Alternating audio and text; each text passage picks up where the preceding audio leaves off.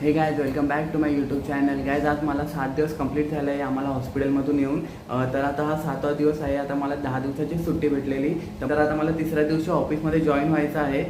पूजा आणि बाबू बेडरूममध्ये आहे. ती आता सध्या वीक फील करते, त्यामुळे ती आता बेडरूममध्ये आहे. पण ती नक्की संध्याकाळी ब्लॉगमध्ये येईल. आणि हो गायज, आम्हाला बेबी बॉय झाला आहे. ॲक्च्युली आम्हाला तुम्हाला अगोदरच सांगायचं होतं, पण आम्हाला ब्लॉग वगैरे बनवायला भेटत नव्हते, कारण की पूजाचं ॲक्च्युली सीझरिंग झालं आहे. तर त्याच्यामध्ये तिला एवढी दगदग करता येत नव्हती, व्हिडिओ पण बनवता येत नव्हते बिलकुल. आणि मग त्यामुळे आम्हाला हे पॉसिबल नाही झालं व्हिडिओमध्ये सांगणं की आम्हाला म्हणजे काय झालं आहे, ते बेबी बॉय की बेबी गर्ल. तर गाईज आम्हाला बेबी बॉय झाला आहे. पूजेची तब्येत तशी ठीक आहे. गाईज आम्हाला ना 5वीचा व्हिडिओसुद्धा बनवायचा होता, पण आमच्या घरामध्ये काय एवढी माणसं नव्हती. आम्ही दोघं जणच आहे आणि बाबूला सांभाळणं पण आणि त्यानंतर हे सर्व करणं, त्यात ते सामान वगैरे आणणं, त्यामुळे आम्हाला व्हिडिओ बनवणं पॉसिबल नाही झालं. आता मी मच्छी मार्केटमध्ये जातो आहे. बघूया आपण जाऊन कोणती मच्छी भेटते ते मच्छी मार्केटमध्ये. तर हे बघा, आता रुपेश आहे ना बोंबील फ्राय करते. हात लावलंय आणि त्यांनी बोंबील फ्राय केले. त्याला मी सर्व सांगितलं कसं पीठ बीठ लावतात ते, आणि तसे त्यांनी बोंबील फ्राय केले. आणि तुम्ही किचनची अवस्था पण बघू शकता. आता 1-2 दिवस हाच करतोय.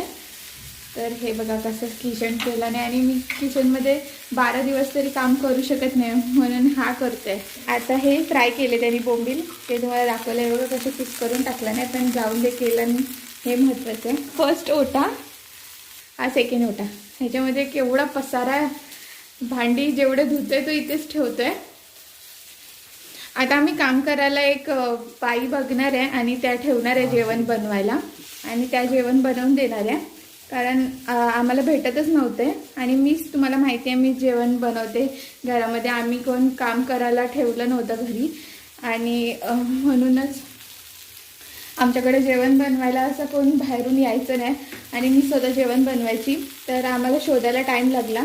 तर आम्ही हॉस्पिटलमध्ये 5 दिवस होतो, आणि 5व्या दिवसानंतर आम्हाला हॉस्पिटलमधून सोडलं, म्हणजे 5व्या दिवशी. आणि तेव्हाच आम्ही घरी आल्यावर 5वी गेलेली. मला ते व्हिडिओ शूट करायला भेटले नाही, कारण घरामध्ये कोण जास्त माणसं नव्हतेच. तर खूप घाई झालेली, कसं करायचं काय करायचं. पप्पा आलेले माझी बहीण आलेली, आणि रुपेशची मम्मी आलेली, त्याचे भाऊ आलेले, मामा आलेला. तर असे थोडेसेच घरातले माणसं होते, आणि खूप घाई झालेली, कसं करायचं काय समजत नव्हतं. त्याच्यामध्ये मी व्हिडिओ बनवलं नाही, आणि मला घरामध्येच बेडरूममध्येच राहायचं होतं बाळासोबत. आता रुपेश गेला आहे तिथे बेडरूममध्ये. इथे बघा सर्व कसं किचन केलं आहे माझं. कधी मी स्वतः नीट स्वच्छ करते असं झालं मला, नीट साफ करते. मला कसं माझं किचन मी स्वतः नीट लावलेलंच आवडतं, आणि मला 12 दिवस करायचं नाही आहे, म्हणून मी अजिबात किचनमध्ये काही कामच नाही करत आहे 12 दिवस. 12 दिवसानंतर मी थोडंफार करेलच. मला एवढं रेस्टची गरज वाटत नाही आहे, पण थोडं रेस्ट करायला पाहिजे, डॉक्टरनी पण सांगितलं आहे. मला काय एवढी गरज वाटत नाही, तर मी काम करायला घेईलच थोडेफार. मला खूप सांगते असं बनव तसं बनव, तो माझ्या रेसिपी बघतो, आणि नंतर मी स्वतः पण येऊन किचनमध्ये सांगत असते की असं बनवायचं तसं बनवायचं. त्याच्यानंतर तो बनवतो आहे. पहिला तर तो जरासं पण काय बनवायचं नाही. अंडी उकडायला येतात, दूध बॉईल करायला येतं, त्याच्यानंतर अजून काय येतं त्याला, मॅगी बनवायला येते, आणि काय येतं रुपेश तुला? बस एवढेच असतं येतात त्याला बनवायला, अजून काही येत नाही. पण तो आता माझ्यासाठी तरी आणि बाबूसाठी, आमच्यासाठी करतो आहे प्रयत्न, कारण त्याला सुट्टी ऑफिसमधून त्यांनी घेतली आहे 10 दिवसासाठी. 5 दिवस तर आमच्या हॉस्पिटलमध्येच गेले, त्याच्यानंतर घरी 5 दिवस, त्याच्यानंतर तो जॉईनिंग होणार आहे जॉबवरती. आणि ही कॅप ही बांधून कान झाकून ठेवण्यासाठी रुपेशचीच कॅप आहे, तर ती मी घालून ठेवली आहे. पहिला स्कार्फ बांधलेला, पण माझ्या घशाच्या इथे आहे ना स्कार्फची नॉट बांधून अनकम्फर्टेबल वाटतं, म्हणून मी आता ही कॅप घातली आहे. आणि थोडं सुजलेल्यासारखा चेहरा वाटतं अजून पण माझा. काय माहिती आता कधी सूज कमी होईल. पायाची सूज तर माझी थोडीफार कमी झाली आहे आता. तर असं आमचं आता चाललं आहे. आणि आमच्या घरातल्यांना खरंच 2 दिवसासाठी सुट्टी मिळालेली, ते 5वीसाठी आलेले. आणि माझी बहीण, तुम्ही बघितलं असेल पहिल्या ब्लॉगमध्ये, की रात्रीची माझी बहीण थांबायची, म्हणजे रुपेशच थांबणार होतं, त्यांनी सुट्ट्या घेतलेल्या. पण ते हॉस्पिटलमध्ये अलाउड नव्हतं जेंट्सला रात्रीचं थांबणं, म्हणून माझ्या बहिणीला बोलावून घेतलं, तर ती थांबत होती माझ्यासोबत. आणि तिला क्लासेस आहे, तिथे सुद्धा तिचे कम्प्युटर क्लासेस चालू आहे, ती सुट्ट्या घेऊन येऊ शकत नाही. तरीसुद्धा आता पुढे 1 महिना तरी ती राहायला येणार आहे. अजून डिसाईड झालं नाही आहे तर आलीच तर तुम्हाला ब्लॉगमध्ये दिसेलच की ती येणार आहे ते राहायसाठी, छोटे मोठे घरातली कामं करण्यासाठी. कारण मला पाण्यामध्ये पण कामं करणं अलाउड नाही आहे.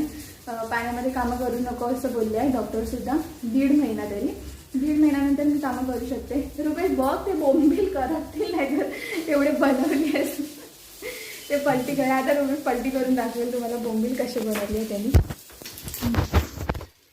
ह्याला पलटी करायला पण येत नाही आहे बोंबील नीट, पण ते कुस्करत होतात आहे. अरे बापरे. विचार करत असेल की का घरातले आले ना, एवढं सिझरिंग झालं तरी सुद्धा रेस्ट घ्यायला लागते. मी माझ्या फॅमिलीच्या इथे का गेली नाही, कारण मला रुपेशशिवाय राहायला जमतच नाही. तर मी तर माझ्या फॅमिलीच्या इथे म्हणून गेली नाही. मम्मी पप्पा तर मला बोलवत होते, पण मला कसं रुपेश बरोबर राहायची आता सवय झाली आहे, तर मी तर जाऊ नाही शकत. रुपेशची मम्मीसुद्धा जॉबला जाते, तर त्या पण 2 दिवस सुट्ट्या काढून आलेल्या. 5वी होती तेव्हा. माझे पप्पा पण आलेले तेव्हा, बहीण पण होती, रुपेशचे भाऊ पण होते. आणि रुपेशचे भाऊ पण जोगेश्वरीला जॉबला आहे, तर त्यांचा पण डबा असतो म्हणून त्याची मम्मीसुद्धा येऊ शकत नाही आणि त्यांचा पण जॉब असतो. तर सर्वांचे जॉब आहे. आता तुम्ही बघू शकता की किती डिफिकल्ट आहे सर्व जॉबशिवाय. जॉब कोण सोडू नाही शकत आणि जॉब सोडला तर ते कायमचंच काढून टाकतील त्या जॉबवरून. म्हणून आपल्याला समजून घ्यायला लागेल आणि मी समजून घेऊ शकते, म्हणून मला काही प्रॉब्लेम नाही आहे. आम्ही सर्व ॲडजस्ट नीट करतो आहे आणि तसंच ॲडजस्ट नीट करणार. आणि रुपेश माझ्यासोबत असेल ना तर मला कसली काय प्रॉब्लेमच येत नाही, तर मी सर्वच ॲडजस्ट करू शकते. आणि तसं रुपेश मला खूपच मदत करते. रोज टायमिंगवर जेवण, त्यानंतर खूप काळजी घेणं माझी आणि बाळाची, दोघांची पण काळजी घेते. आणि आता आम्ही जेवण करायला मावशी ठेवले आहे, त्यामुळे एकदम परफेक्ट टायमिंगवर रुपेशला पण डबा भेटेल. कारण आता तो जॉईन होणार आहे जॉबला, तर त्याला पण डबा भेटेल आणि माझं पण जेवणाचं बरोबर होऊन जाईल. तर आता मी हा ब्लॉग इथे एंड करते. तुम्हाला आजचा ब्लॉग आवडला असेल तर व्हिडिओला लाईक करा, फ्रेंड्स अँड फॅमिलीमध्ये शेअर करा. आणि तुम्ही माझ्या चॅनलवर नवीन असाल तर चॅनलला सबस्क्राईब करा. आता आपण भेटूया नेक्स्ट ब्लॉगमध्ये.